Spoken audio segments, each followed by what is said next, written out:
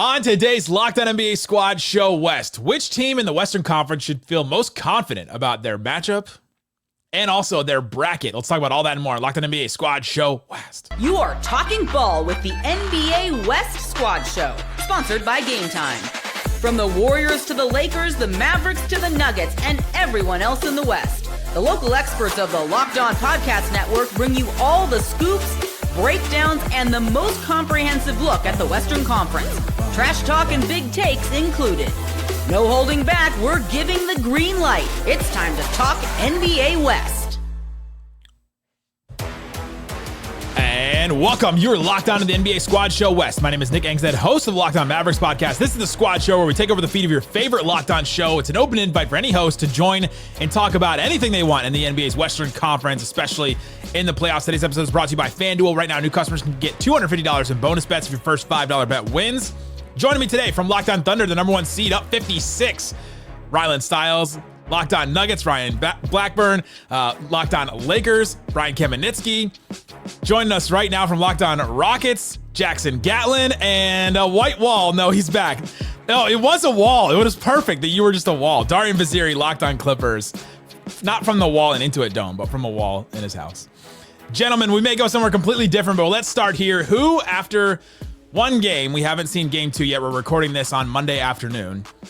Who, after game one, should feel most confident about their matchup and about their bracket in the Western Conference? Maybe I'll start with Rylan. I don't know, for whatever reason. I think it should absolutely be the team that won by a whopping. What was the final tally? What was the final score? Yeah, it's clearly the Thunder. I mean, whenever you look at this first round matchup, it's a nothing burger. They beat Memphis 131-80 in game one on Sunday afternoon, and the Memphis Grizzlies just outright quit in the middle of game one. In the second quarter, their body language was dejection. They were shell-shocked. This is going to be a short order series, just like we all predicted. And then you look forward to the bracket, and the Thunder have to win one tough matchup to get to the West Finals. Every other team is having to play at least two to get to the West Finals, minimum. So the Thunder has had this set up really well for them in their quest for contention, their quest for a championship, because the Grizzlies are no threat. Being at the Grizzlies play-in game against the Mavericks, their body language was so completely different. Ja Morant in that first quarter was flying around everywhere. He had that insane putback dunk. And then they played whoop that trick, and everybody in the arena was waving their towels around. And like just the body language and the imagery of all that compared to what happened against the Thunder in that game one was insane, which I don't know what that says about the Mavericks. I don't know. Nick, I don't know if you've heard does the transitive property work in the NBA? But man, that was just a stark difference. Anybody else? I mean, anybody going to pick the Grizzlies? Can we get somebody in here? Anybody? I mean, Nick, can win a game. Championships. Let's do. Can the Grizzlies win a game? Sure, they can win a game. Sure. What's the path? They could win a game. A lot of things could happen, Nick. They can win a game. If they win a game, though? If they play Marvin Bagley 40 minutes. Get Marvin Bagley some help. It was the best player on the floor. He's good. He's been good. He was good in Detroit. He was good in Washington. Like, imagine giving the players that actually earn their way as opposed to ninth picks who should have never been drafted to the team all this leeway and firing a good coach over it. I can't believe we found another way to make this about Luka Doncic and just the guy that was drafted over him. I literally just came from the Nico Harrison presser, and everything will be made about Luka Doncic in some way. I'm very curious because I know, did you guys talk about Clippers Nuggets? No, we're about to. We are recording this Monday before game two. So I'm so excited to hear from Darian about how much he can believe in the leadership that he's going to get from noted, amazing leaders in a tough spot coming off the overtime game, Kawhi Leonard and James Harden. Is there any two players that you'd rather have leading your team and the heart that you need to win a series and game like this than Kawhi Leonard and James Harden? Oh, I think that's insane. I think James Harden and Kawhi Leonard are like honestly very polar opposite in ways to me. Harden actually depends on how you define leadership. I think he's a pretty good vocal leader. No, I think he's a pretty good vocal leader. He actually gets the most out of the big men that he plays with. Every teammate seems to speak very highly of him, and he's really done a great job leading this team. The only thing I'll knock about Harden's leadership is sometimes he can be lazy himself on like defense and stuff like that, which doesn't set a great tone. But in the first game, outside of the fourth quarter, defensively, he was pretty good. I mean, If you get, what was it, 29 and 11 from Harden or 30, I forget exactly how many points he had. You're going to take your chances. Kawhi, while he does lack vocal leadership, you're acting like he's some choke artist in the playoffs. This is the guy with the third highest winning percentage in NBA history. He had a bad game, but like you're like writing him off like he's got no. I'm saying that the other guys need leadership. Like Kawhi does fine. His actual Game 7 record, his elimination record for performance, not what you would expect. That's There's fair. a lot of narrative that goes into how we talk about Kawhi Leonard. It doesn't fit with the reality. I watched a couple of games. I watched a couple of games where Kawhi Leonard was really good. True. Close Yeah, out but they're game. playing the Mavs. Come on. Yeah, the Mavs only make they only made fluky runs. That none of their runs were legitimate, and basically anybody that has won anything in the West has not been legitimate for Matt Moore. What about against Milwaukee? Was that team week 2 in 2019 conference finals when they won 4 straight games? Oh no, Fred VanVleet was great in that series. He was amazing. Come on. Props to Fred VanVleet for being the difference maker in that series. I can't believe he was. Wait, Fred VanVleet can be a difference maker in a series? That's news to me. Sorry, I mean, but as far as I guess you're insulting the Clippers' mental resilience. We're gonna have. No, I don't know. This is the question. Like, this is what's actually kind of fun. Is like maybe I'm wrong because you mentioned the Harden thing. I asked Ty Lue in preseason, like, all right, PG's gone. Like, who's been the leader for you? And he was like, it's James Harden. Like, he's been the guy that you need to do that. And there's like, he leads by example. And I pressed him because I think that leading by example can oftentimes just mean like he's a good player and he doesn't actually do anything. And so I asked Ty Lue about it, and I was like, is it important for it to be one of those guys? And he was like, it has to be. And I was like, because Ty played and coached. And I was like, why? And he was like, otherwise it's just talk. Like, you have to step up and you got to do it, because otherwise you can say all those stuff that you want to, but you got to actually do the thing. And I think that Harden's leadership there actually is important. Well, I think this season, and I'm not the first to defend James Harden about anything, but he has been great with the media. Zubac speaks so highly of him. Clearly, they've put in a lot of reps working in pick and roll. He's built. Zubac is playing the most confident basketball of his career, and there is a level of that's just his own improvement. But having a guy that teams consistently have to go over the top of screens, and we know Harden's a great pick and roll passer. Jackson could tell you that better than all of us here. So he's done a good job of getting. A lot of guys in the Clippers are having career years, and he's been running the show. So I do believe that there is some correlation there. Ryan, just so many great words to say about a team that choked a 15-point lead.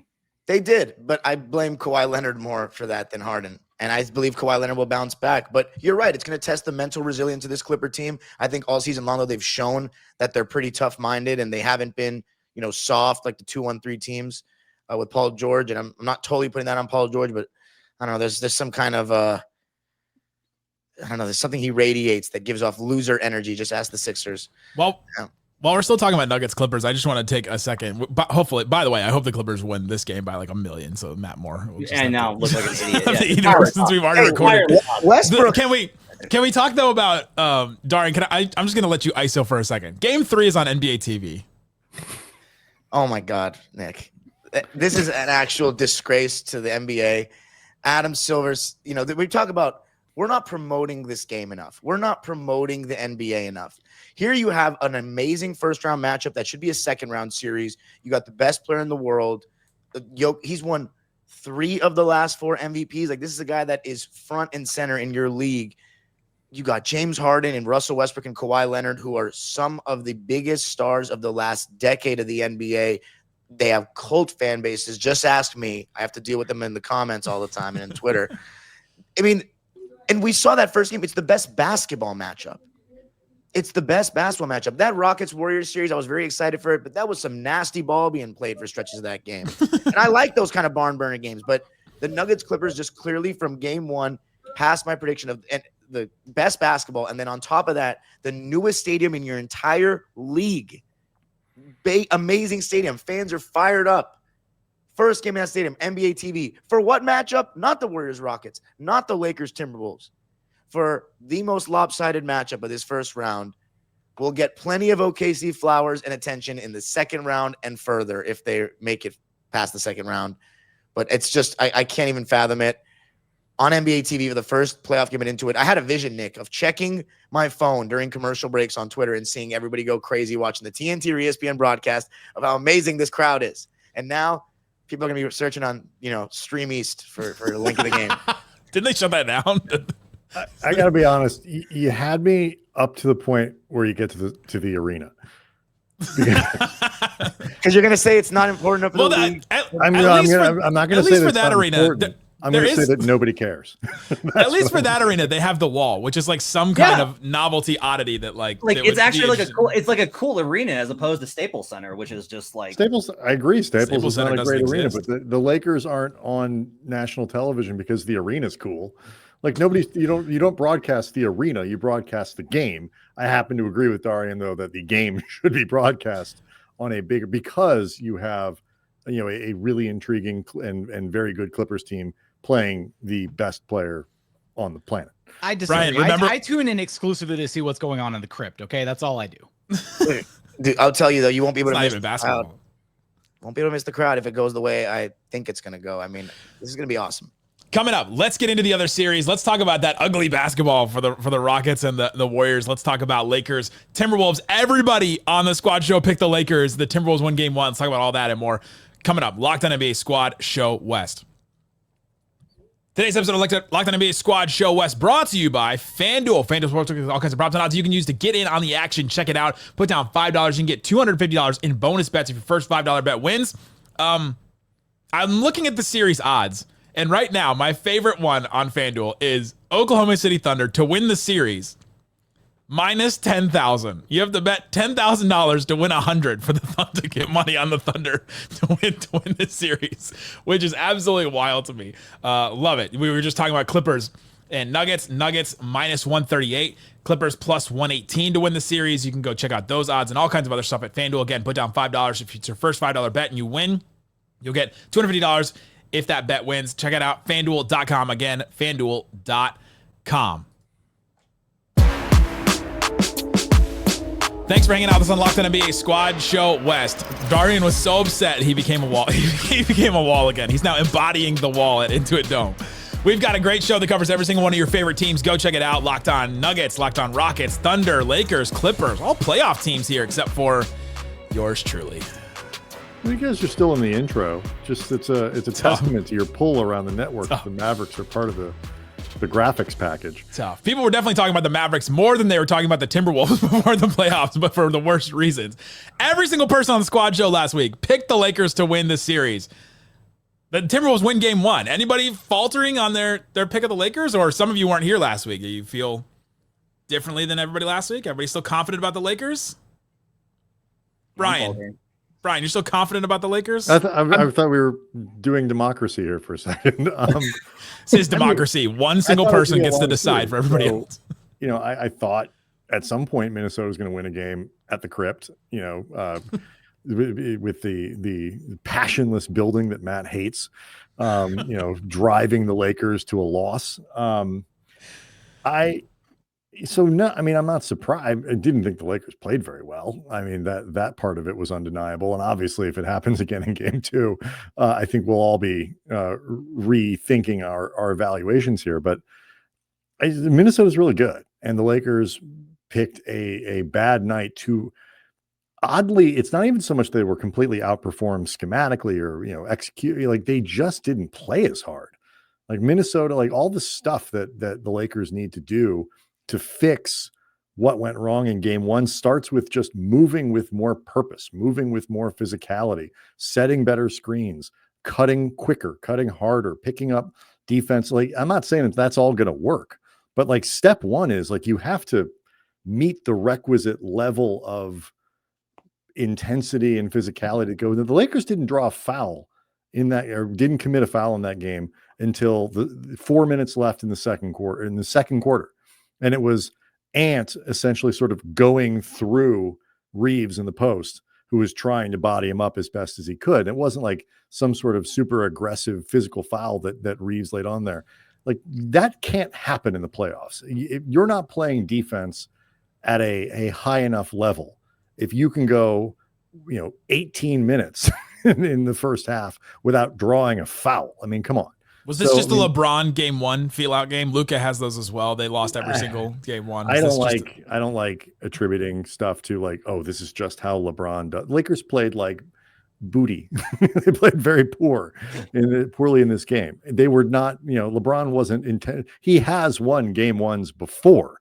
It's very common for him to lose game one. It's also very common for him to win game one. So they weren't intentionally just feeling this thing out and throwing it away. But his track record after losing game one and Luka's and all that makes me feel like it's not quite over yet. There's a lot the Lakers can do better, even notwithstanding changes Minnesota can make. It does kind of feel letting Jade McDaniels hit every shot under the sun, right? Like that's probably adjustment number one. Just stop him from hitting everything. Isn't Jade McDaniels just gonna? I mean, like to some degree, if he shoots 85% again, like he's only scored 20 plus 12 times this season. Right. So you just sort of to some degree assume that's going to happen again. Yeah. It does also just feel kind of like economy of effort for this Lakers team that has played. They post All-Star break. One of the big factors for them and the way that they were guarding was that they were playing harder and having to scramble as often as they were with as small as they were. I think it was Jaden McDaniels who was talking about, I might be the tallest guy on both sides because they don't have a center that they are willing to play more than 8 minutes. It's also they only play Jared Vanderbilt 14 minutes. And so we were talking about this in the show for today for Monday. Let's assume that it is a long series. If the Lakers can't develop some confidence to play Jackson Hayes, to play Jared Vanderbilt or whatever, not only are they going to be really small in terms of, just overall height. The Lakers are a long team and they're big, but you're playing without a center, you become sort of at least to some degree small. You're also playing with like 6.5 guys against a team that's featuring like 8.5. And over the course of a series, I don't think that could be problematic. Just that the Lakers depth can be overrated in the playoffs. Who you are 5 to 9 doesn't necessarily matter as much as who you are 1 to 4, but you got to play some dudes, and the Lakers are threatening to play such a short rotation that it could become problematic later on. Hey, join the club. As there's often said that the culture of a team takes on the identity of their best player. So a team that gave no effort and didn't work hard and just kind of ran around and got points, that might track a little bit there. You don't have anything nice to say about anyone, do you? I mean, Austin Reeves. I have a lot of nice things to say about Ryland's team. I have a lot of nice things to say about Ryland's team. And Marvin Bagley. Yeah. That's all I got. Those are your two guys. Listen, all you got to do is beat a team by 50, and Matt Moore's going to come around to you. That's how you get the Matt Moore stamp of approval. You need a 50-plus deficit. So nobody's wavering, though? Everyone just thinks it was one game? I was about to say, my excuse is I've been through a lot this year, and I haven't watched Minnesota play in months, and I had a bad pick. It was rash, and I didn't think this matchup through. The Lakers don't have nearly enough resistance to their best player compared to what the Wolves have. I mean, they have great defenders all over the board. I was realizing that LeBron, they're going to be okay switching Naz Reid and Rudy Gobert out to LeBron one-on-one, and it's going to come down to him getting downhill and really, because he didn't really create that many offensive advantages like normal. And it just felt like Austin Reeves, if he's not going to be able to get by these guys, I mean, because the Lakers have nobody for Anthony Edwards. They have no one that can stay in front of him at all. Yeah, go ahead. I don't know what to expect from the defense, man. Like every time I'm like, oh, they're going to be like, they make the trade. I'm like, oh, they're going to be terrible on defense. And then JJ schemes up like a perfect weak side zone system. Right. Like against the Nuggets. To compensate. Like they're just terrific. And then they go through a stretch where it's like, no, they're actually terrible. I'm like, oh, okay. So like that was just a blip. And then they went back to being really good. Like, why are we not overthinking the Clippers or the Timberwolves just shot 50% from 3 and made 21? Because they were so open. The quality of looks were so good. It's like, and especially if the Lakers aren't making shots because the Wolves defense is getting stops, their transition defense is horrid. And it's been terrible all season. Right. So if the Wolves have a bunch of athletes, that's part of why I think McDaniel's like, he's not going to have 25-point games, but if they're not going to run with him in transition, he's going to get a lot of putbacks and he's just going to be getting lobs. Like, it's a rougher matchup than I thought. I'm not wavering on the Lakers winning the series, but Lakers in 6, I think if the Lakers win, it's going to be in 7, in my opinion. I think Darian's point, it's like, I know that so much attention's been paid to the defense and the open shots and all that kind of stuff. I think the Lakers lost that game. They scored 95 points. And it was an ugly 95. It was, Minnesota, if I'm assuming I'm interpreting what JJ was saying, surprised them by essentially playing straight on everything. And they I think we talked about this last week, like go make the Lakers into a one-on-one team, make LeBron play one-on-one, make Luka play one-on-one, make Reeves play. They might beat you. But you get one pass that way and then the ball's not flipping around. The minute you start to send extra players to Luka and Luka is throwing the ball to LeBron, you're done. And I think Minnesota understands that. And so the Lakers needed the offense was so stagnant that I don't think they gave their transition defense a chance. I don't think they gave their half court defense a chance. They were Minnesota never had to take the ball out of their own net.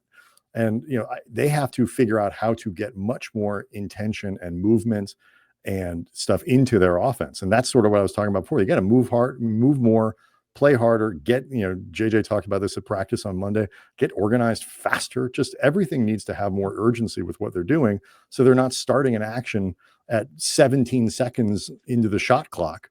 And they're doing it at 11. And I think that'll make a big difference. I thought you and Andy did a really good job on the post-game show of talking about, like, essentially what you're talking about here is validating kind of JJ's point, because JJ's taking heat for kind of saying, like, well, he just didn't play very hard. And everyone being like, oh, so it's not your fault. And it's one of those things where if JJ screws up something, I feel like JJ is going to own it. He's going to be like, yeah, no, I had a very, very bad strategy tonight. Yeah, I think so. Generally, yeah. Versus like Ime Udoka, who's just, I don't know what he's going to do, cut a wrestling promo or something. But like, I thought you and Andy made a really good point about how, like, it really is about effort. Like, they get a hit first. If you don't hit the Wolves first, they will run over you. I will say, though, don't forget the last year the Wolves went up 2-0 in Denver, and we were like, well, this thing's a wrap. And then they lost the next two. They wound up winning the series. But I think that's like something interesting about Minnesota, that they're able to go on, like, they punch first. The question is, like, what happens when you punch back? Yeah, I think that said, I think if the Lakers don't win game 2, I don't want to say they're cooked, because you got to win 4 out of 5 with 3 of those coming in Minnesota. That's a tall order. Luka did win both game 1 and 2 on the road in the Western Conference Finals last year against.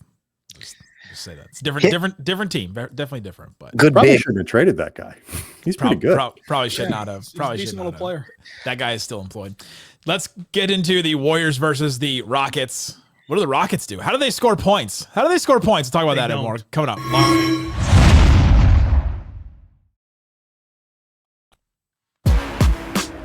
Thanks for hanging out with us on Locked On NBA Squad Show West. We have a newsletter that covers your favorite team, LockedOnDaily.com, to find all those newsletters. You can subscribe to as many as you want, honestly. Clippers, Thunder, Nuggets, Lakers, Mavs. We have nothing to talk about all summer. And you can also subscribe to the Rockets. And if you subscribe to the Rockets, expect them to be very defensive. Jackson, you came on the Squad Show last week defending your boys to the top, and everything that we kind of said came true, or did it? It did to some degree. Absolutely. It kind of manifested itself in, honestly, the worst way possible, which was Jalen Green and Fred VanVleet both coinciding to have like a pair of the stinkiest games you'll ever witness in the postseason. It was bad. 7 of 34 combined shooting for those two guys, which unfortunately for Rockets fans means 27 missed shots. And that number is going to curse our franchise for the foreseeable future. Yeah, it's killer. I saw that number and I about lost it. I straight up walked away from my computer for a minute. All right. So look, 27. Yeah. The Rockets half court offense has been an issue all season long. It's been a problem, but generally throughout the season, they've gotten enough out of their offense, be it with Şengün's consistency in the middle and then contributions from other guys up and down the roster, to be able to win some games, right? And the nights where they do lose, the losses that get really ugly in Houston are the ones where the exact thing happens. Alperen Şengün played out of his mind, had a phenomenal game, and nobody else decided to show up to help him out until it was a little bit too late in the fourth quarter. By then, they didn't have enough juice after getting into a 23-point deficit to come back out on top. But the likelihood of Fred and Jalen both having this bad of a pair of stinkers again in the series, I kind of feel like they just got it out of the way. I don't see any way it happens again. I do. I mean, that's okay. That's my no jinx co-host Ryan Blackburn. I don't know, man. Like, Jackson, my big one for you is like, is Jalen Green a 16 gamer? I don't know yet. Game one doesn't look great, so we'll see. Look, I want to be genuine here and saying I'm going to give these guys the benefit of the doubt, right? They deserve at least one playoff series, for better or for worse, right? Let's see what these guys have. This is their first taste of postseason basketball for pretty much every major guy up and down the roster outside of the handful of vets that they have. Chalk it up to game one jitters, chalk it up to hat tip to the Warriors. Their defense was incredible. They pressured, they blitzed a lot. They made Jalen and Fred uncomfortable. And then Fred decided to go hero ball at the end, and really he was praying that any one of those threes would drop in, and none of them were falling at the end of the game. 1 of 5 shooting in that fourth quarter. Like, I want to see what they do over the course of a whole series. I'm not going to write Jalen Green off after one bad game. Now, if he has a second bad game, if he has 3 bad games, 4 bad games, if he's the Achilles heel of this Rockets team in the postseason, then yeah, we'll label him, hey, until you come back and prove it next year, or prove it on right now off Jackson's team, Wi-Fi over down in Houston. You're the one frozen, Nick. Nick, you're frozen. Everybody frozen? Nick, why shouldn't you be fired? Huh? There we go. Why shouldn't I? Nick was the only one frozen. Jackson, how did I was over here Easter cooking, yesterday? Nick. What'd you learn? Jackson, how do you think Amin Thompson did on Steph? Because the stat line looks really good, but like if he's gonna get 31 on 19 shots, it's gonna be tough. He really struggled early on in the game. He kind of settled in as the game went on and felt a little bit more comfortable there in the close in the fourth quarter. But early on, he was overplaying Steph. Steph was getting backdoor, some easier opportunities there. Rockets' whole defense was just kind of a mess in that first half. Ime Udoka deploying the double big lineup with Steph out there was dangerous, and that was a major gamble. And then Warriors made him pay. They kind of cut through the zone like Swiss cheese and then got buckets right at the rim. The defense tightened up there in the second half after going down 23 and being able to kind of force your way back into it. But again, offensively, like it just kind of felt like a perfect storm of different things. 6 of 29 3-point shooting overall. Now, yeah, a large portion of that is Fred and Jalen, but it also feels like something that they can look back on film and try and diversify the shot profile a little bit. On a night where Jalen and Fred are struggling that much, Fred doesn't need to take 19 shots. Jalen doesn't need to take 15. Dylan Brooks, who's been the best shooter on the team this season, should have gotten more attempts. Jabari Smith Jr. should have gotten more attempts. Hell, even Amin Thompson just getting downhill gives them a little bit of a different offensive profile than Jalen and Fred continuing to chuck. So I'm not that worried about it because it took really, really strong games from Steph and Jimmy. And yeah, you can sit here and say, yeah, they're capable of doing that 3 more times. They probably are. But I also think that their potential for faltering and not both having strong games is not, I don't know. I think it's a possibility with how hard the Rockets defense plays. They held the Warriors to 95 points. That's a winning final score if your offense doesn't just completely bottom out on you. Do you have enough good shot creators on the perimeter offensively, you think, Jackson? Because it feels like Jalen Green was taking some rough shots. There's no one that consistently – because if the answer is no, then the Rockets just got to really play through Şengün like he's the clear-cut number one option, and there's a real gap with the next guy, and just throw him the ball almost every time down the floor. No, Darian, you're absolutely right. And this has been the issue with that mantra that the Rockets have had this season. Sometimes you, sometimes me, always us. There isn't really a clear hierarchy, and that is a problem, and that's kind of an indictment of the coaching staff. And Ime Udoka needs to be able to like kind of iron that out and be like, all right, look, so-and-so has the hot hand. You got to feed him, right? Alperen Şengün was feasting, getting pretty much whatever he wanted against this Warriors defense. Maybe a little bit by design. They elected to guard him in single coverage most of the night, but he only got 1 shot attempt in the fourth quarter. 9.5 minutes, only 1 shot attempt.